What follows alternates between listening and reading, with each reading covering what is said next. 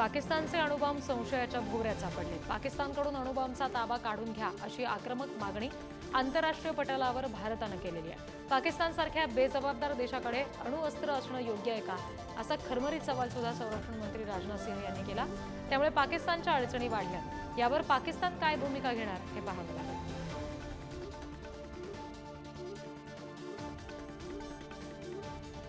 भारत पाकिस्तान वादामध्ये मध्यस्थी करून शस्त्रसंधी केल्याच्या वक्तव्यावरून अमेरिकेचे राष्ट्राध्यक्ष डोनाल्ड ट्रम्प यांनी माघार घेतली।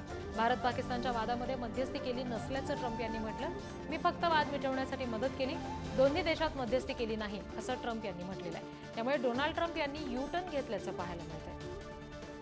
Just days ago, my administration successfully brokered a historic ceasefire to stop the escalating violence between India and Pakistan. And I used trade to a large extent to do it. I said, fellas, come on, let's make a deal. पाकिस्ताननं पाकव्याप्त काश्मीर रिकामं करावं, परराष्ट्र मंत्री S Jaishankar यांनी असं ठणकावलंय। त्याचबरोबर जम्मू काश्मीरवर चर्चा होणार नाही, तर आता फक्त पाकव्याप्त काश्मीरवर चर्चा होईल, अशा शब्दात डोनाल्ड ट्रम्प यांनाही भारतानं सडेतोड उत्तर दिलं।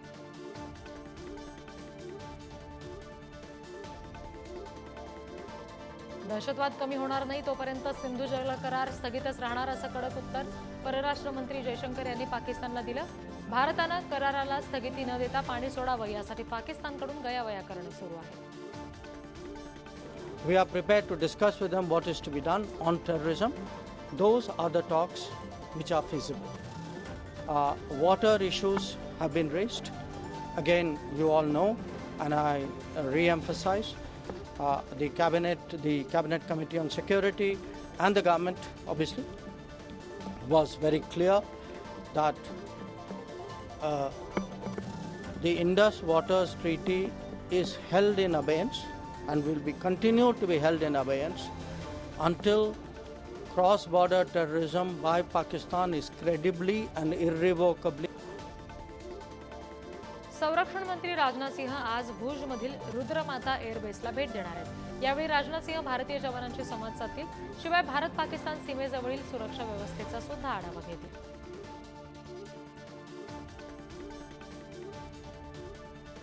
पहलगाममध्ये दहशतवाद्यांनी धर्म विचारून निष्पाप भारतीयांना मारलं, पण आम्ही धर्म नाही कर्म बघून दहशतवाद्यांना ठार केलं, असं वक्तव्य संरक्षण मंत्री राजनाथ सिंह यांनी केलंय।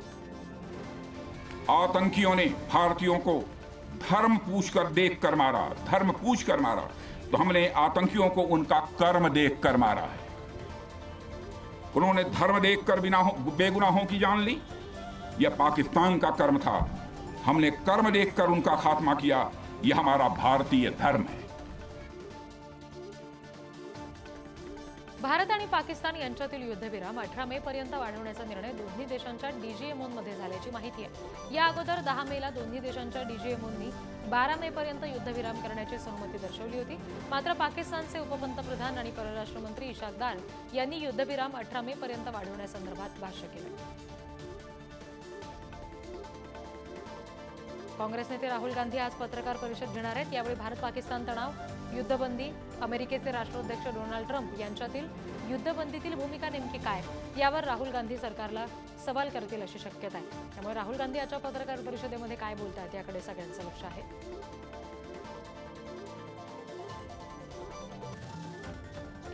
पाकिस्तान अनेक दशकांपासून दिवाळखोर राष्ट्र आहे आणि आर्थिक मदतीसाठी पाकिस्तान कधी चीन तर कधी सौदी अरेबिया, कतार यांच्याकडे भीक मागतो, अशी टीका ऑस्ट्रेलियाचे लष्करी विमान वाहतूक विश्लेषक टॉम कूपर यांनी म्हटलेलं आहे।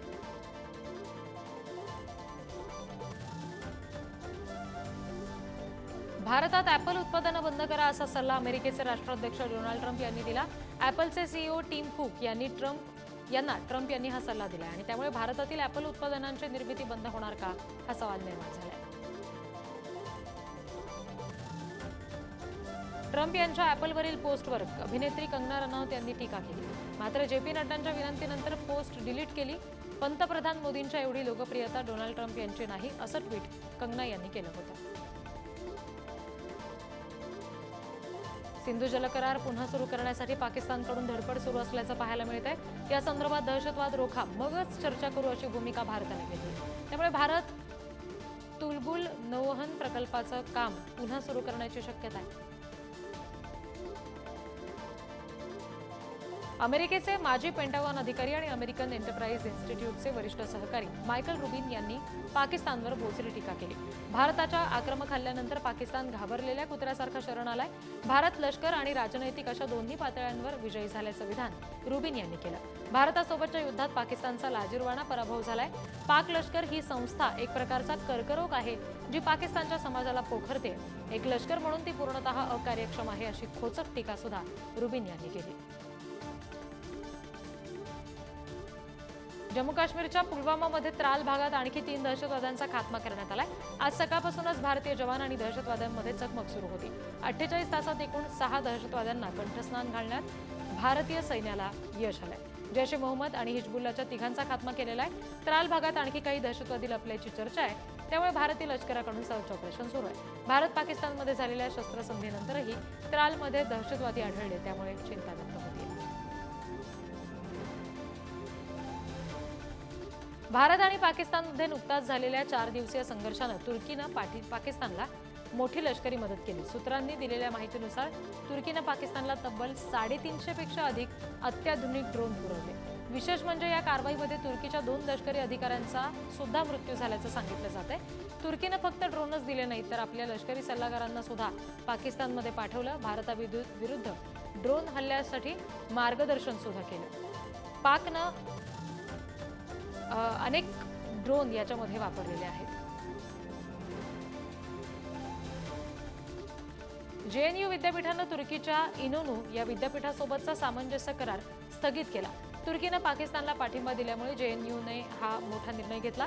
जेएनयूच्या कुलगुरू संतीश्री धुलीपुडी यांनी या प्रकरणामध्ये प्रतिक्रिया दिलेली आहे. आमचे 98 देशांसोबत करार आहेत. जेएनयूमध्ये तुर्की भाषा शिकवली जाते, पण जो देश दहशतवादाला पाठिंबा देतो आणि भारताच्या पाठीवर वार करतो अशा देशांशी संबंध ठेवू नयेत असं प्रशासनानं योग्यच ठरवलं. त्यामुळे माझ्या आणि देशातील प्रत्येक नागरिकाच्या मानवी सुरक्षेवर गदा येते असं त्यांनी सांगितलं.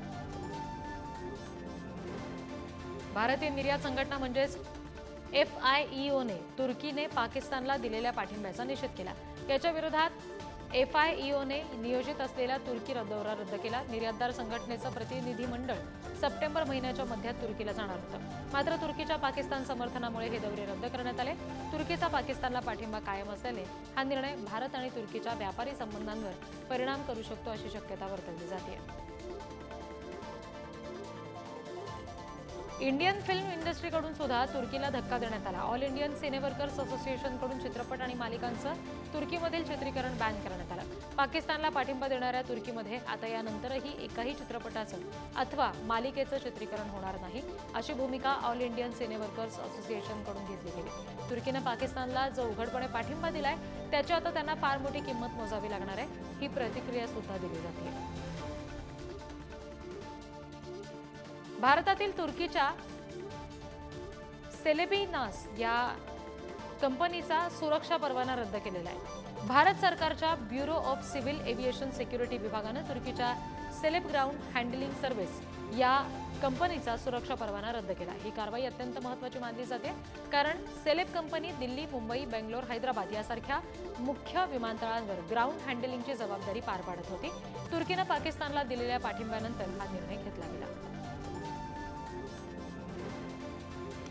ब्रिटिश राजकीय विश्लेषक आणि लेखक डेव्हिड वॅन्स यांनी पहलगाम दहशतवादी हल्ला आणि ऑपरेशन सिंदूर नंतर पाकिस्तानला पाठिंबा दिल्याबद्दल चीनवर जोरदार टीका केली.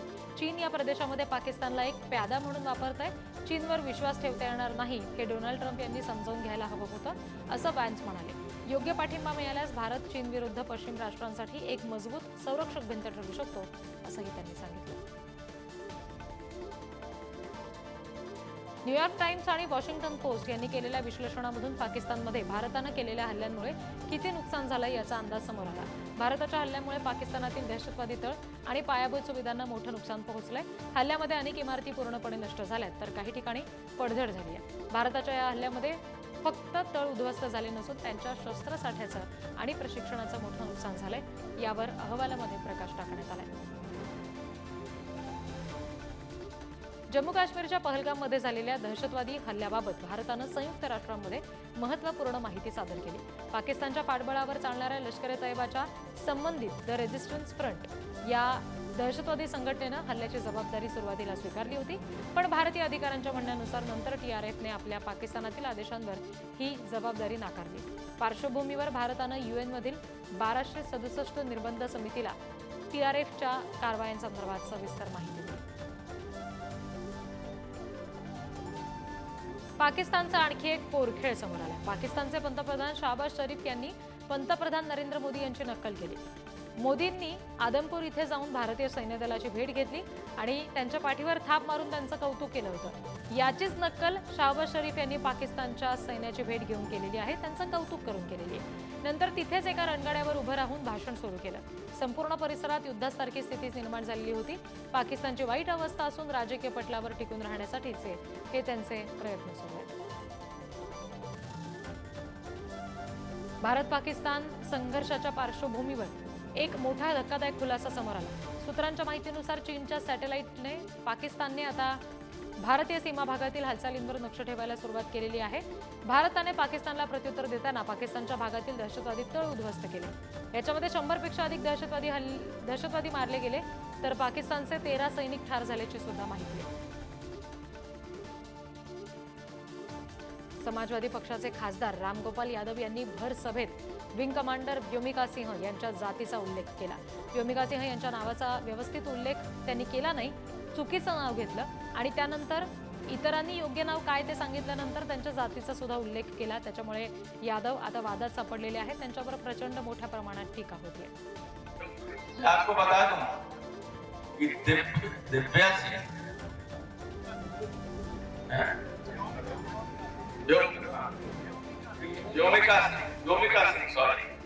व्योमिका सिंह हरियाणा की जाकर जमात. भारताच्या दहशतवाद विरोधी लढ्याला इस्रायलनं पाठिंबा दिला. इस्रायलच्या संरक्षण मंत्रालयाचे महासंचालक मेजर जनरल अमीर बाराम यांनी आज भारताचे संरक्षण सचिव राजेश कुमार सिंह यांच्याशी दूरध्वनीवर चर्चा केली. भारताला पाठिंबा देत ऑपरेशन सिंदूरच्या यशाबद्दल त्यांनी भारताचं कौतुक सुद्धा केलं. या चर्चेनंतर दोन्ही देशांनी संरक्षण क्षेत्रातील भागीदारी आणखी बळकट करण्याचा निर्धार व्यक्त केला. या चर्चेनंतर द्विपक्षीय संबंधांना नवसंजीवनी मिळालेली आहे. बलूच नेते मीर यार यांनी बलुचिस्तान पाकिस्तानपासून स्वतंत्र असल्याचं जाहीर केलं. बलुचिस्तानच्या नागरिकांनी आजवर अन्याय सहन केला. या अन्यायाविरोधात आता उठाव केला असून इतर देशांनी साथ देण्याची मागणी मीर यार बलूच यांनी एक पोस्टद्वारे केली. बलूच नागरिक आता रस्त्यावर उतरलेत. हा राष्ट्रीय निर्णय आहे. इतर देशांनी शांत बसू नये, आम्हाला पाठिंबा द्यावा. बलुचिस्तानच्या स्वातंत्र्यासाठी त्यांनी भारत आणि जागतिक समुदायाकडे मान्यता आणि पाठिंब्याची मागणी केलेली आहे. भारत आणि म्यानमारच्या सीमेवर चकमक झाली. एका विशिष्ट गुप्त माहितीच्या आधारे सशस्त्र दहशतवाद्यांच्या हालचालींबद्दल माहिती मिळताच लष्करानं कारवाई केली. इंडो म्यानमार सीमेवरील चंदेल जिल्ह्यातील खेंगजॉय तहसीलमधील न्यू समताल गावाजवळ स्पियर कॉप्स अंतर्गत आसाम रायफल्सच्या युनिट 14नं कारवाई केली. यात संशयित दहशतवाद्यांनी सैनिकांवर गोळीबार केला होता. जवानांनी सुद्धा त्याला तात्काळ प्रत्युत्तर दिलं. या चकमकीत 10 दहशतवाद्यांचा खात्मा करण्यात आला असून मोठ्या प्रमाणात शस्त्रसाठा आणि दारुगोळा जप्त झालाय. इस्रायली सैन्यानं गाझा शहरातील जबालियाच्या पूर्वेकडील भागामध्ये जोरदार हल्ले चढवले. या हल्ल्यामध्ये डझनहून अधिक लोकांचा मृत्यू झाला. नागरिकांच्या घरांना आणि तंबूंना लक्ष्य करण्यात आलं. गाझाच्या उत्तरेकडील जबालियामध्ये झालेल्या एका हल्ल्यात मशीद आणि एका लहान दवाखान्याचा सुद्धा समावेश आहे आणि एका संकुलाला सुद्धा लक्ष्य करण्यात आलं. असोसिएटेड प्रेसनं जारी केलेल्या एका व्हिडिओमध्ये जबालियाच्या भागातून धुराचे मोठे लोट उडताना दिसत आहेत. भारतात ॲपलचं उत्पादन बनवणं बंद करा असा सल्ला अमेरिकेचे राष्ट्राध्यक्ष डोनाल्ड ट्रम्प यांनी ॲपलचे CEO टिम कुक यांना दिला. ॲपल उत्पादनांची भारतात निर्मिती झालेली मला आवडणार नाही असं ट्रम्प म्हणाले. ॲपलनं अमेरिकेमध्ये उत्पादन सुरू करावं. भारत स्वतःची काळजी घेण्यास समर्थ आहे, पण अमेरिका महत्त्वाचा आहे असंही ट्रम्प यांनी आवर्जून सांगितलं. त्यामुळे भारतात आयफोन आणि अन्य ॲपल उत्पादनं बंद होणार का अशी चिंता आता सगळ्यांनाच लागली आहे. डोनाल्ड ट्रम्प यांच्या ॲपलवरील पोस्टनंतर भाजपच्या खासदार कंगना रनौत यांनी त्यांच्यावर टीका केली. या मागणीमागे वैयक्तिक हेवा आहे की राजनैतिक असुरक्षा असा खोचक सवाल कंगना रनौत यांनी उपस्थित केला. शिवाय पंतप्रधान मोदी इतकी ट्रम्प यांची लोकप्रियता नाही असं म्हणत कंगना यांनी ट्रम्प यांना डिवचलं. पण JP नड्डा यांनी सूचना केल्यानंतर कंगना यांनी पोस्ट डिलीट केली. मी माझं वैयक्तिक मत म्हणून पोस्ट केली होती, पण आदरणीय नेते JP नड्डा यांच्या सांगण्यावरून मी ती तातडीनं काढलेली आहे, अशी एक्सपोस्ट यानंतर कंगना रनौत यांनी केली.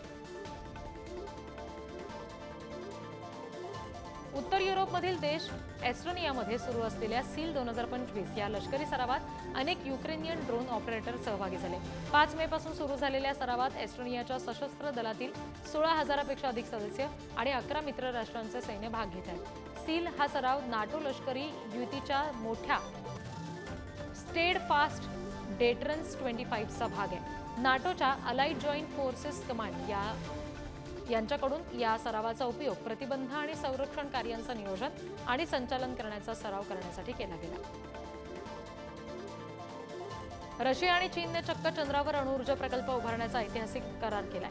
हा प्रकल्प 2036 पर्यंत पूर्ण होणार आहे. या अणुभट्टीतून आंतरराष्ट्रीय चंद्र संशोधन स्थानकाला वीज पुरवली जाणार आहे. चंद्राच्या दक्षिण ध्रुवावर उभारण्यात येणाऱ्या या कायमस्वरूपी संशोधन स्थानकात आतापर्यंत 17 देशांनी सहभाग नोंदवला. यामध्ये इजिप्त, पाकिस्तान, व्हेनेझुएला, थायलंड, दक्षिण आफ्रिका यांचा समावेश आहे. चीनच्या चांगई-8 या मोहिमेद्वारे 2028 मध्ये स्थानकाचं प्राथमिक बांधकाम सुरू होईल. चीनचं हे पहिलं मानवयुक्त चंद्रावरचं लँडिंग असेल. कॅनडा सरकारने मध्यमवर्गीयांना मोठा दिलासा देणारी घोषणा केली. देशातील मध्यम उत्पन्न गटातील नागरिकांवरील आर्थिक भार कमी करण्यासाठी सरकारनं आयकर दरामध्ये कपात करायचा निर्णय घेतला. त्यानुसार जुलै 2025 पासून आयकर दर 14% खाली आणला जाणार आहे. या निर्णयामुळे मध्यमवर्गीयाच्या हातात आता अधिक पैसा शिल्लक राहील. त्यांची क्रयशक्ती वाढायला मदत होईल. निवडणुकीपूर्वी केलेल्या या महत्त्वपूर्ण घोषणेचा मोठा फायदा कॅनडामधल्या सामान्य नागरिकांना होणार आहे. अमेरिकेचे राष्ट्राध्यक्ष डोनाल्ड ट्रम्प सध्या मध्य पूर्व देशांच्या दौऱ्यावर आहेत. या दौऱ्यामध्ये ट्रम्प यांनी कतार आणि अमेरिकेमध्ये 1.2 ट्रिलियन म्हणजेच 100 लाख कोटींचा स्वतंत्र करार केल्याचं सांगितलं जात आहे. दोन्ही देशांमध्ये $243 अब्ज आर्थिक करार सुद्धा झालाय. या आर्थिक करारामध्ये कतार एअरवेजकडून अमेरिकेची बोईंग विमानांची खरेदी, शस्त्र, नैसर्गिक वायू आणि क्वांटम तंत्रज्ञानाशी संबंधित व्यवहार करण्यात आले. शिवाय अमेरिका आणि कतारमध्ये परस्पर सहकार्य मजबूत करण्यासाठी दोन्ही देशांनी सहमती दर्शवली. चीन आणि मंगोलिया या 2 देशांमध्ये नवीन रेल्वे लाईन बांधली जाणार आहे. चीन आणि मंगोलिया या देशांनी नवीन आंतरराष्ट्रीय रेल्वे मार्ग बांधायला सुरुवात केली आहे. चीन एनर्जी इन्व्हेस्टमेंट कॉर्पने या संदर्भातली घोषणा केलेली आहे. हा महामार्ग दोन्ही देशांमधील ऊर्जा आणि व्यापारासाठी एक महत्त्वाचा मार्ग ठरणार आहे, असा विश्वास तज्ज्ञांनी व्यक्त केला. ही रेल्वे लाईन 2027 पर्यंत पूर्ण करण्याचं नियोजन आहे. चीन आणि मंगोलिया दरम्यान बांधली जाणारी ही दुसरी रेल्वे लाईन आहे. पहिली रेल्वे लाईन 1956 मध्ये बांधली गेली होती.